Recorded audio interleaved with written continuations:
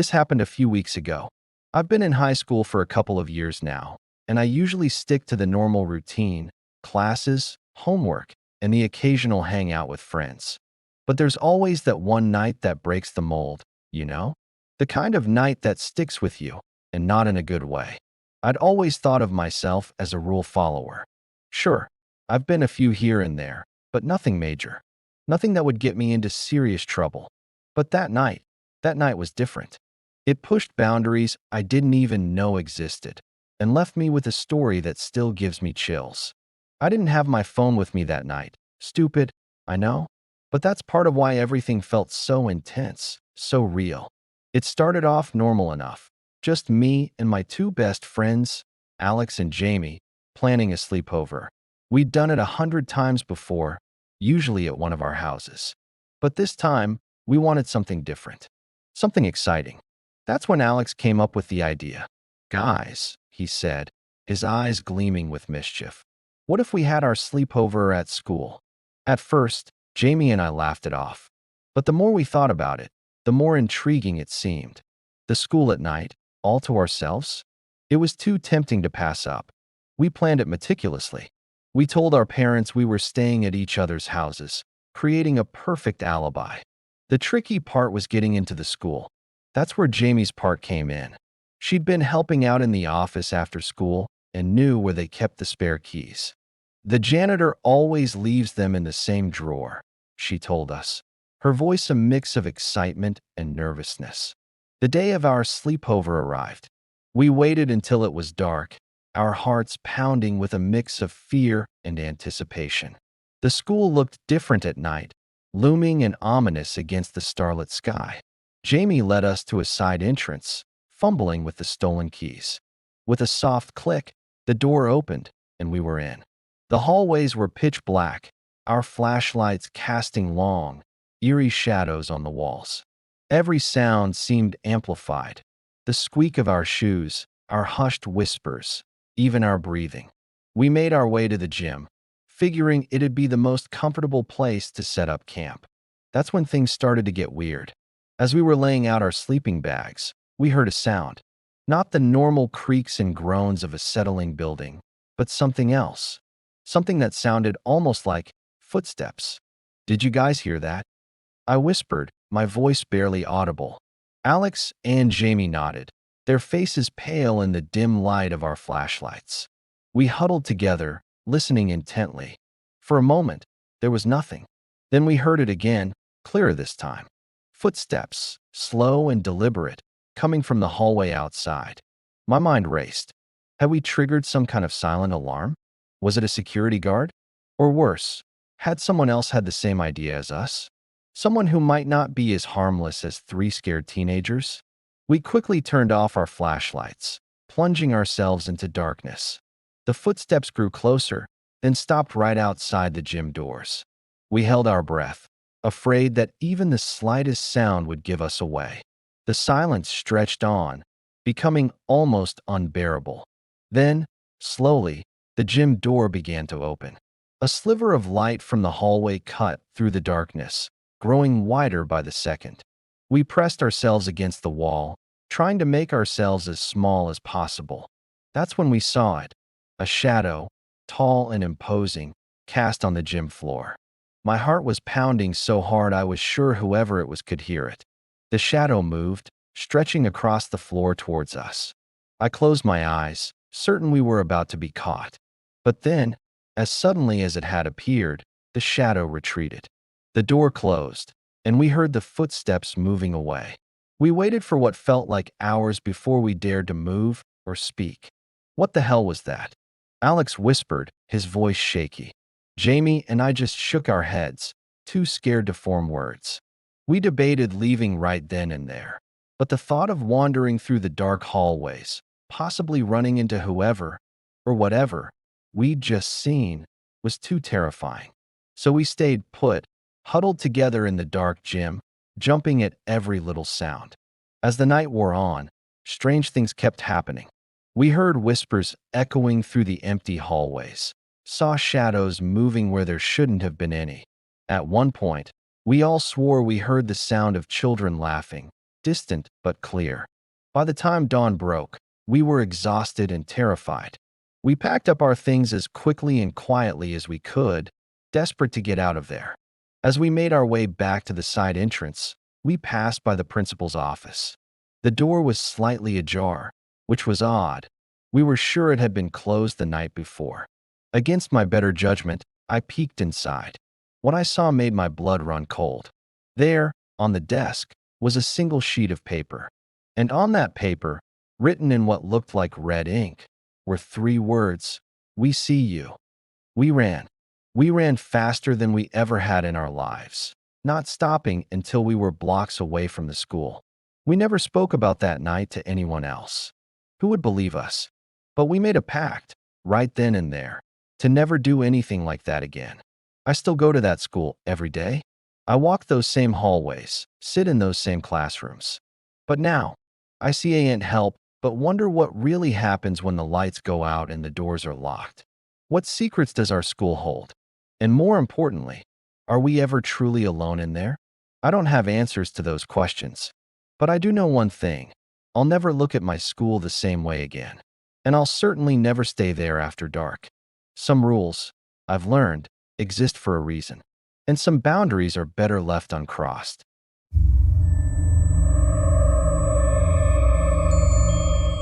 So I decided to go to the library today. I did my homework at home yesterday, so I thought why not get an early start on the next chapter of this book that I have to read for school? So I grabbed my stuff, I walked to the library, which is literally across the street from my house, and I walk in, and it is pretty quiet. There's only one other person in there. I didn't think much of it. I just grabbed a computer and started working on my chapter. About 20 minutes into reading, I heard someone clear their throat behind me. I turned around, and I saw the librarian giving me a weird look. I looked back at my computer screen and then back at her, and she was still standing there with this weird look on her face. She cleared her throat again and walked away. I thought maybe she was just having a bad day or something.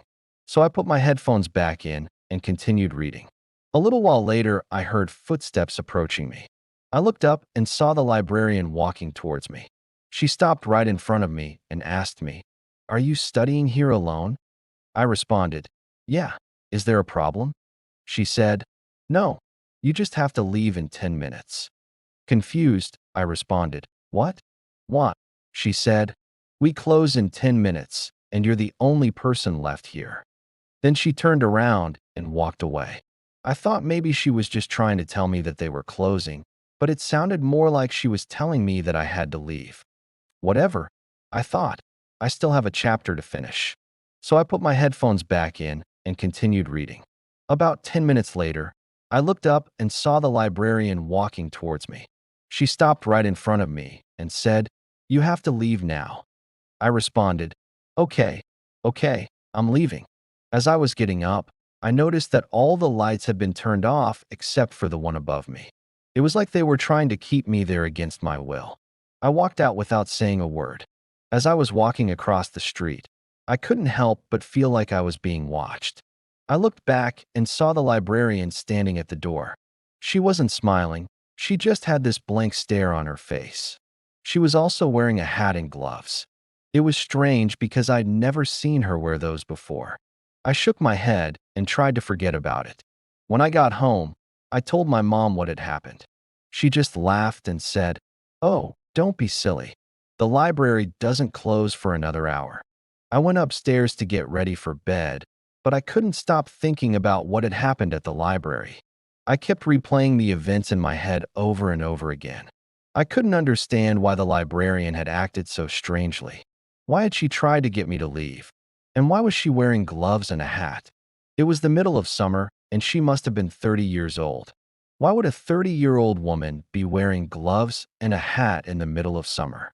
I tossed and turned in bed trying to sleep, but it was no use. Finally, I got up and decided to go downstairs and get a glass of water. As I was walking down the stairs, I noticed that the living room window was open.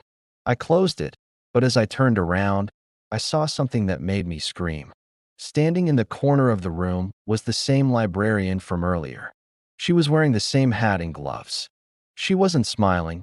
She just had this blank stare on her face. I screamed and ran into the kitchen. I looked back and saw her standing in the doorway. She was slowly walking towards me. I screamed again and hid under the table. I pulled my phone out of my pocket and turned on the flashlight. As the light hit the floor, I saw footprints. She was getting closer. I could hear her breathing. It sounded like she was right behind me. I could feel her hot breath on my neck. I turned around and screamed, but it was too late. She had me. Now, I don't remember much after this. The next thing I knew, I was sitting on the couch. The sun was coming up and the living room was filled with light. I looked around and saw that the door was open. I got up and walked outside. On the ground was a single white rose. I picked it up and smelled it. It smelled like death. I threw the rose away and went back inside. I needed to get to school, but as I was walking to the front door, I noticed something strange. On the wall was a symbol that I had seen before. I turned around and saw the same symbol on the window. I felt a chill go down my spine. At school, I tried to focus on my classes, but I couldn't. All I could think about was the librarian and the symbol. Who was she? What did the symbol mean? And why was she trying to kill me? I decided that I needed to find out the answers to these questions. After school, I went straight to the library. The bell above the door chimed as I walked in. Mrs. Periwinkle, the head librarian, looked up from behind the counter and smiled. "Can I help you?" she asked. I hesitated. Should I tell her about the other librarian? About the symbol? About what had happened last night? I decided that I had nothing to lose. "Actually, yes," I said. "Where is she?" I asked. Mrs. Periwinkle's smile faded. "Who?" she said. "The librarian," I replied. "The one who tried to kill me," I whispered. Mrs. Periwinkle's eyes widened. "What?" she exclaimed. "Kill you? What are you talking about?" She looked away. "She's gone," she said. "Who?" I pressed. Mrs. Periwinkle sighed. "It doesn't matter," she said. "Why are you even talking about her anyway?" "Because I found this," I said, holding up the rose. Mrs. Periwinkle's eyes widened. "That's impossible," she whispered. "How did you find that?" "I found it in my living room this morning," I replied. "And I also found this," I added, showing her the symbol. Mrs. Periwinkle gasped. "Don't touch that," she said, reaching for the symbol. I pulled it away. "What does it mean?" I asked. Mrs. Periwinkle stared at it for a moment. "It means death," she finally said. I stared at her in disbelief. Was she really trying to hide something? Why? Just then, a book fell off the shelf behind her. We both jumped. "What was that?" I asked. Mrs. Periwinkle quickly composed herself. "Nothing," she said. "Just a book falling off the shelf. Happens all the time." She looked away. "Look, I don't know what you're talking about," she said. "If you want to check out a book, just let me know and I'll help you find it." I knew she was hiding something, but I didn't push her. I thanked her and started to walk away. As I reached the door, I heard Mrs. Periwinkle call out, "Wait, can I help you with anything else?" I hesitated. Should I ask her about the librarian? About the symbol? About what had happened last night? But I knew that if I did, she would just lie to me. So I simply shook my head and walked out. As I walked away, I couldn't help but feel like I was being watched. I turned around and saw Mrs. Periwinkle standing in the doorway. She wasn't smiling, she just had this blank stare on her face. She reminded me of the other librarian. Had she been the other librarian all along? Was she the one who had tried to kill me? I quickened my pace, wanting to put as much distance between myself and the library as possible. But the more I walked, the more I felt like I was being watched. I could feel eyes on my back, making me want to run faster. Suddenly, I heard footsteps behind me. I broke into a sprint, my heart pounding in my chest. I dared not look back to see who was chasing me, fearing it would only give them the satisfaction of knowing they were catching up to me. My breath caught in my throat as I turned the corner and stumbled into a crowded street. Cars honked, their horns blending with the sound of my own heartbeat. I dodged between pedestrians, desperate to escape whoever was pursuing me. But no matter how fast I ran, the footsteps behind me seemed to match my own. I didn't dare slow down.